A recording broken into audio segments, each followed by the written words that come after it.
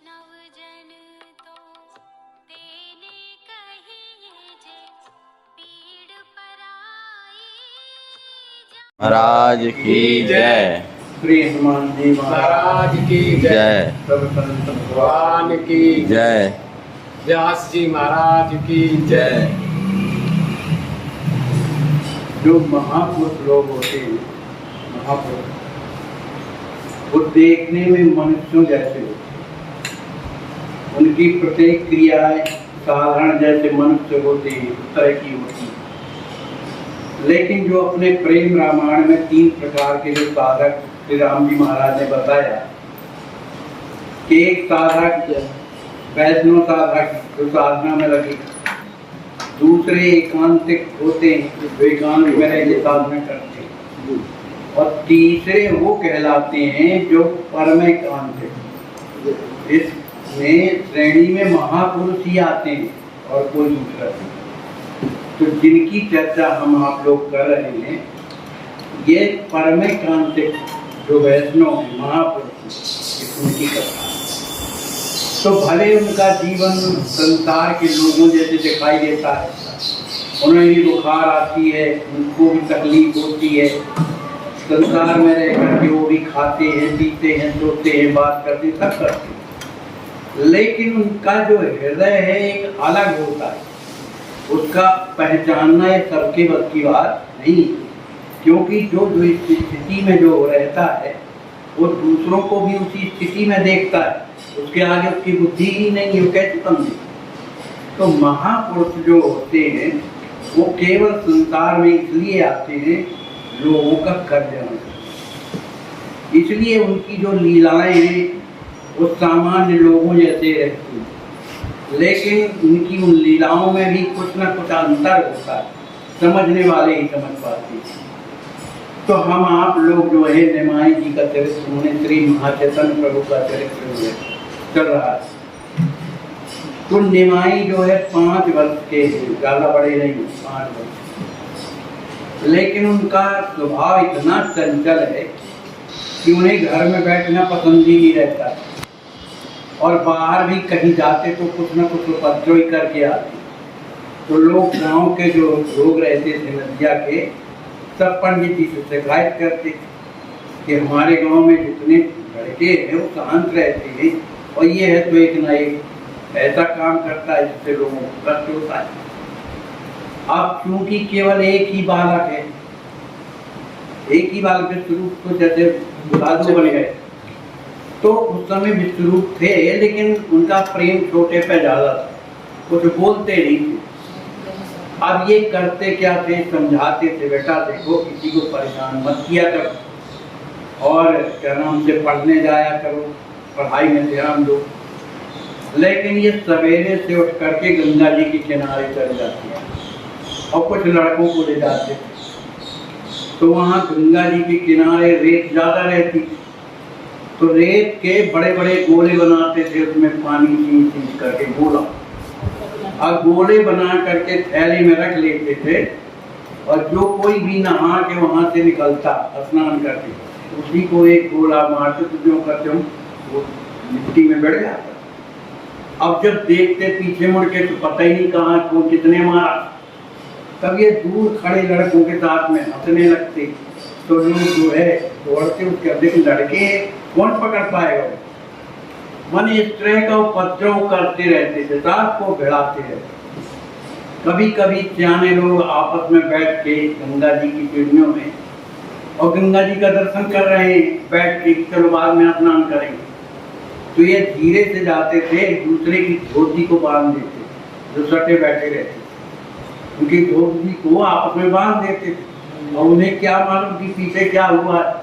अब बेचारे जैसे खड़े होते थे और गंगा में स्नान करने के लिए जाते, तो एक दूसरे खींचने लगते, और वो तेजी से खींचते तो उनकी धोती फट जाती। अब ये है तो दूर खड़े होकर के हंसने लगते।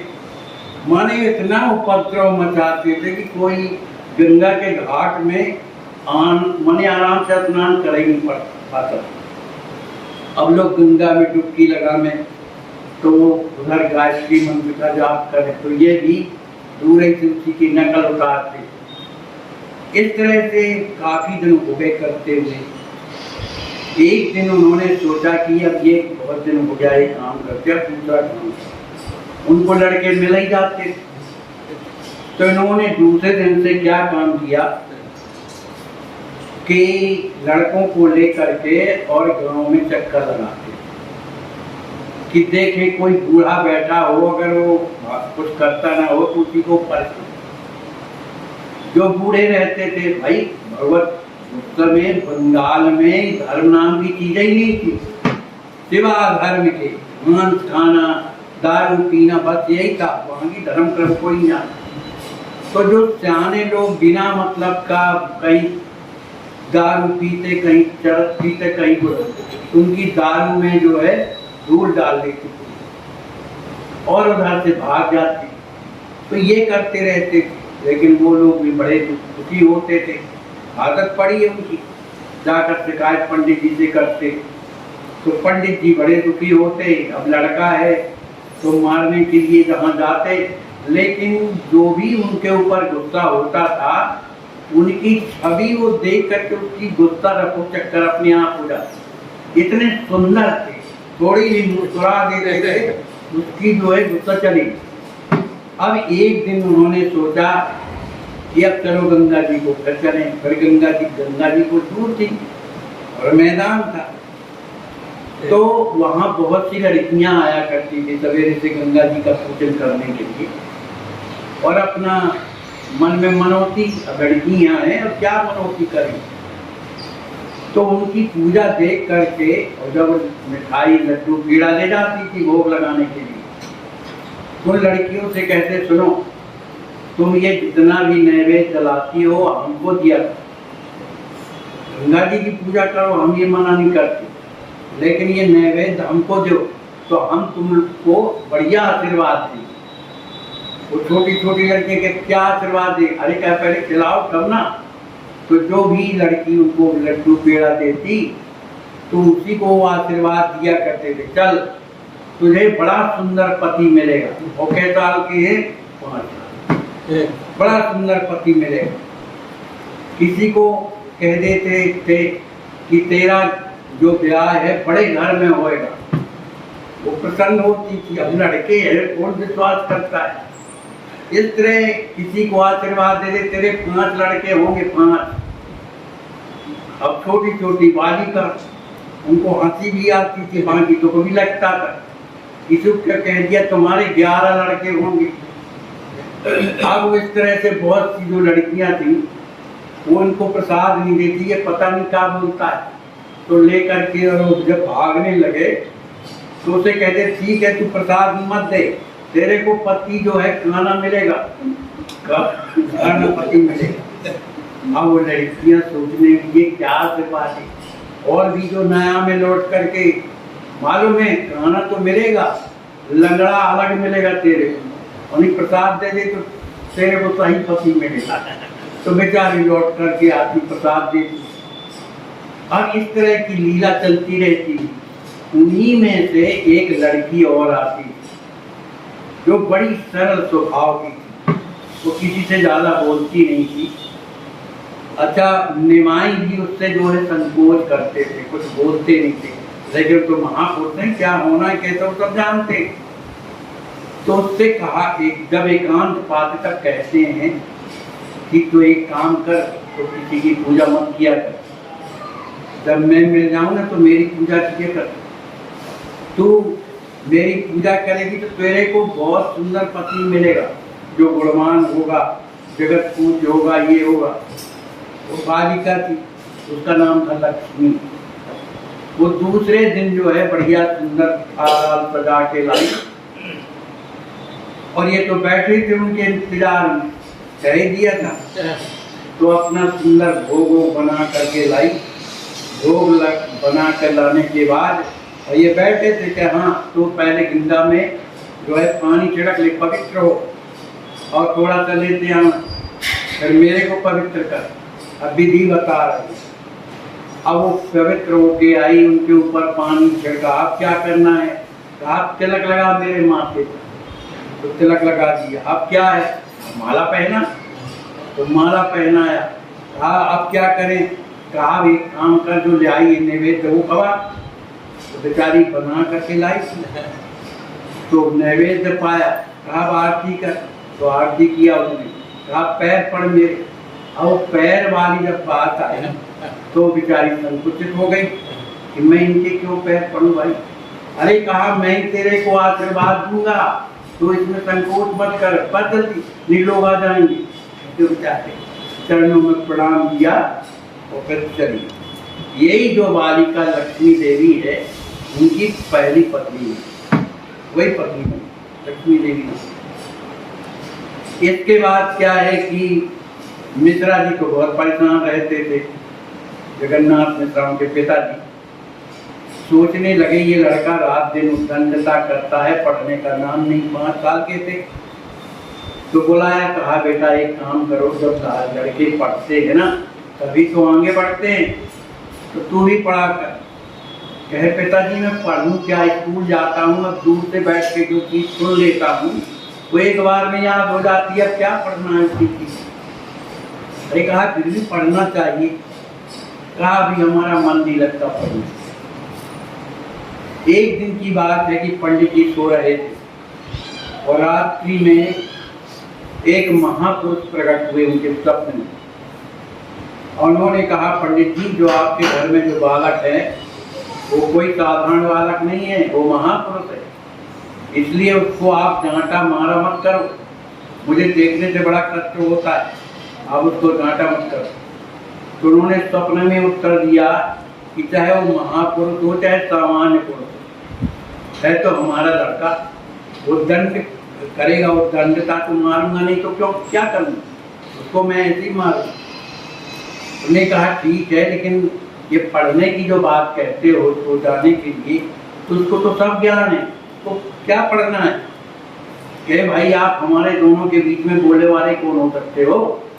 अरे कोई भी पिता ये चाहता है कि लड़का घर में बैठकर तो दंडता करे, वो तो यही चाहता है कि बढ़िया पढ़े लिखे योग्य बने पंडित बने।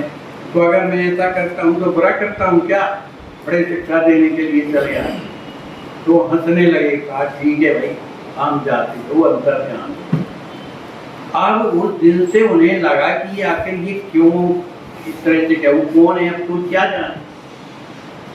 अब उनका जो भाव था ज्यादा गुस्सा होने का कुछ कम हुआ, लेकिन अब वो दंडता ही ऐसी करते थे तो कोई क्या करे।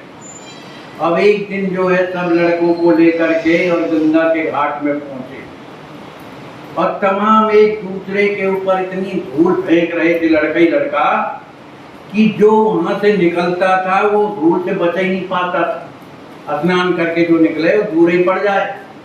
तो किसी ने जा करके शिकायत किया पंडित जी की, जाके अपने लड़के को देखो वो क्या करता है गंगा के किनारे। तो ये मारे क्रोध के जैसे ही जाते हैं और इनने जहां देखा कि पिताजी तो डंडा लिए चले आ रहे हैं, तो ये भागे दूसरे रास्ते और इतनी तेज भागे कि पिताजी उनको पकड़ ना पाए और जा करके अपनी माँ के गोद में चिपक गए। अब जब चिपक गए तो घबरा रहे थे कि मारेंगे, तो कहा पिताजी डंडा लेके आ रहे हैं। कहा कुछ शैतानी करता रहा, कहा कुछ नहीं करते रहे, खड़े रहे, कुछ नहीं करते। इतने में आ गए मिश्रा जी और जब गोद में लिए देखा तो उसको पकड़ के खींचने लगे। तब तक लोग और आ गए। कहा बताओ मिश्रा जी आप इतने बड़े विद्वान होकर के कि क्या बालकों को मारने का मन करते हैं, ऐसे में बालक डर जाते हैं। उनके कहने से छोड़ दिया। अब एक दिन और जब खेलने जा रहे थे और उपद्रव तो वो करते ही थे, उन्हें कुछ काम ही नहीं था ये उपद्रव करना। अब लोगों को देख करके उन्होंने सोचा पिताजी आज कहीं फिर ना आ जाए तो क्या करें।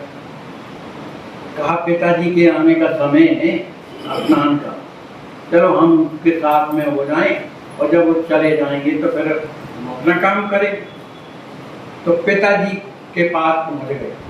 उस समय विश्वरूप थे, तो विश्वरूप 8-10 साल के थे, वो बड़े आज्ञाकारी। पिताजी जब नहाने जाते थे तो उनकी धोती दाब लेते थे बगल में और तेल वगैरह रखते थे। लोग पहले तेल लगा के स्नान करते रहे, पहले ऐसा नियम था। नहाने के बाद तेल नहीं लगाना चाहिए, शास्त्र निषेध करते हैं। तो तेल वगैरह लेकर के जाते थे। अब ये भी सोचे कि जब बड़े भैया जा रहे हैं तो चलो हम भी चले। तो दौड़ करके उनकी उंगली पकड़ लिया पिताजी की। उन्हें मुड़ के देखा, अरे निमाई तू आ गया, हाँ मैं भी चलूंगा स्नान करने। अब वो कभी आगे हो जाए, कभी पीछे हो जाए, कहीं धक्का मारे, कहीं ये कहीं वो, रास्ते में पिताजी को परेशान करे, ये क्या चीज है, कुछ भी पूछने लगे। तो किसी का उत्तर दे, किसी का नहीं दे। इस तरह से सब गंगा जी के घाट में पहुंच गए। अब पिताजी जल में उतरे, उनके लड़के विश्वरूप भी उतरे, ये भी उतर गए। अरे कहा तुम अंदर मत आओ, तुम डूब जाओगे। कहा नहीं, हम किनारे।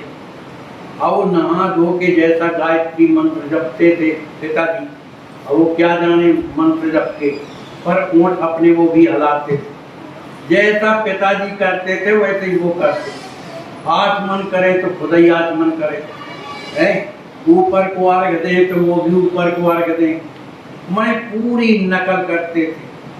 अब फिर पिताजी आकर के बैठ के थोड़ी जाप करने लगे, तो वो भी अपना सिर ढांक के और जाप करने लगे। उनके पास माला नहीं, परन्ना तक पूरा। फिर वहाँ से चलने के बाद हमेशा एक मंदिर था गाँव में, तो उनके पिताजी प्रायः भगवान का दर्शन करने जाते थे, तो उनके साथ वो भी चले गए। उधर दंडवत किया उनके पिताजी ने, तो उन्होंने भी दंडवत किया। पुजारी जी ने जो है, जो प्रसादी लगाई जाती है, मतलब तिलक लगती, वो उन्होंने उनके पिताजी को दिया। तो उन्होंने भी हाथ बढ़ा दिया कि हमको भी दो। लेकिन वो ये नहीं जानते थे कि तिलक प्रसादी खाई जाती है कि नहीं। इन्हें मुंह में रख लिया, कड़वी लगे और थू थू करने लगे। कहा वाह पुजारी जी, अच्छा प्रसाद दिए हो। कहा बेटा ये प्रसाद थोड़ी है, ये चंदन प्रसाद, ये माथे में लगाना चाहिए। कहा तो आपकी गलती है ना, आपको बताना चाहिए। अब क्या बोल रहे हो। इसके बाद वहाँ से वो अपने घर आते हैं, और जब घर आते हैं तो घर माता जी भोजन बना रही थी। तो उन्होंने निमाई को बुलाया, निमाई इधर आओ। कहा माता जी। कहा तेरा भाई जो विश्वरूप है वो अभी तक पढ़ कर के आया नहीं। उनकी पाठशाला अद्वैताचार्य जी की पास ही में थी, तो जा कर के बुला के ले आओ, भूखा होगा। वो ऐसे ही आधा पहने हुए और उन्होंने दौड़ लगाई। उधर अद्वैताचार्य जी अकेले थे और विश्वरूप को पढ़ा रहे। अब वो बड़े प्रेम से पढ़ रहे थे। ये जा करके बड़े जोर से बोलते हैं, दादा चलो माँ ने बुलाया है, भोजन बन गया, जल्दी चल। अब अद्वैताचार्य जी ने जैसे ही इनका दर्शन किया, उन्हें तो सब अनुभव था, सब जानते। वो मन ही मन सोचने लगे कि जिनके लिए मैं इतने दिन तक प्रतीक्षा करता रहा, मानी भगवान, ये भगवानी के स्वरूप तो थे, कृष्ण भगवान है ये, तो जिनकी मैं प्रतीक्षा कर रहा था, आज देखो किस बालक के रूप में आए मुझे दर्शन देने के लिए। वो तो इसमें मस्त थे, और उन्हें पढ़ाना तो सब भूल गया। अपने आप में उन्हें इतना आनंद आने लगा उनका दर्शन करके, और उनके दर्शन में ही उन्हें अंदर कुछ और दर्शन होने लगे कि ये क्या है। मानी महापुरुषों में एक प्रकार की कृपा होती है कि किसी भी व्यक्ति को देखते हैं तो पूरा जान लेते हैं कि ये कौन है, कैसा है, किस जन्म में ये होता है। तो उन्होंने सब जान दिया कि ये कौन है। अब उन्होंने मानसिक प्रणाम किया। अब ये अद्वैताचार्य जी जैसे ही उनका दर्शन बार बार करते थे तो उन्हें बड़ा संकोच लगा निमाई को। तो अपने भैया के बगल में जो बैठ जाते और उन्हीं का अचला जो था उसी को मुंह से ढांक लेते। अब ये बार बार देखते थे। अब इसके बाद निमाई कहते हैं, दादा जल्दी चलो, माँ ने बुलाया है। तो जैसे ही उठ के खड़े हुए तो अद्वैताचार्य जी ने पूछा, ये तुम्हारे भाई है ना? कहाँ हमारा छोटा भाई है, निमाई है, लेकिन ये देखने का सीधा है। अब देखो थोड़ी देर से वो जाएगा गंगा के किनारे, तब लोगों को परेशान करता रहता है, ये देखने भर का सीधा है। इधर आपके सामने आ बैठा है ऐसा। अब इसके बाद जब खड़े हुए तो विश्वरूप का पल्लू पीछे का पकड़ लिया और चलने लगे, तो बार बार अद्वैताचार्य जी की ओर अपना मुंह करके इनका दर्शन करते। देखो, भक्त और भगवान ये छिपे नहीं रहते। वो तो भक्त भगवान को पहचानता है, भगवान भक्त को पहचानते हैं, क्योंकि दोनों का एक परस्पर प्रेम होता है। दोनों एक दूसरे को देख करके हृदय से भर जाते हैं। इधर विश्वरूप अपने भाई निमाई को लेकर के घर आते हैं और प्रसाद पाते हैं। इसके बाद आगे की कथा का आप लोग श्रवण करें। बोलिए श्री सीताराम जी महाराज की जय, श्री हनुमान जी महाराज की जय। बेहतर को छीनकर बेहतरीन देना जानता है वो ईश्वर।